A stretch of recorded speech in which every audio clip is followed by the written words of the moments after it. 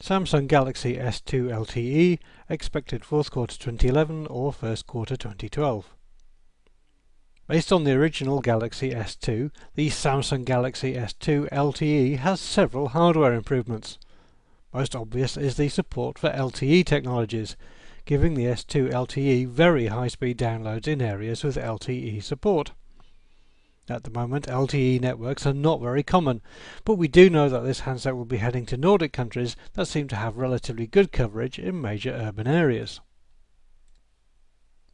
Inside, the Galaxy S2 LTE has a dual-core 1.5 GHz processor, up from 1.2 GHz in the original S2, a 4.5-inch 480 by 800 pixel display, up from 4.3 inches, and there's a bigger battery too, an 1850 mAh cell, up from 1650 mAh.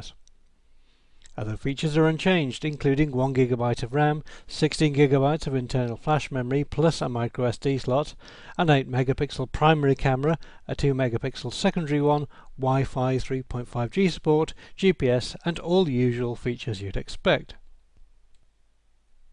Quite why the Samsung have chosen to use the Galaxy S2 name is a mystery, as it's clearly a significantly upgraded device.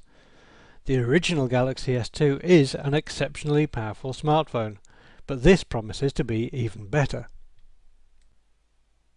The Galaxy S2 LTE is an Android 2.3 device, so it can do everything that any other Android can do, except much faster.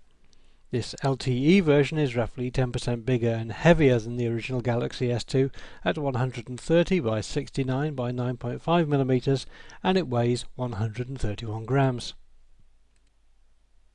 LTE support is in the 2600, 1800, 800 MHz band, and the Galaxy S2 LTE supports HSPA Plus as well.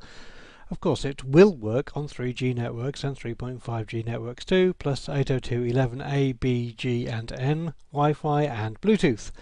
This means that you don't need to use an LTE network in order to use this particular smartphone. No pricing is available, but it will be expensive, probably retailing for roughly €600 at launch. Nordic countries will get the Galaxy S2 LTE sometime in the new year. It's possible that some other markets will see it earlier. Lastly, don't confuse the Galaxy S2 LTE with the Samsung Galaxy S2 4G, which is a North American version of the original Galaxy S2, which isn't even a proper 4G device despite the name.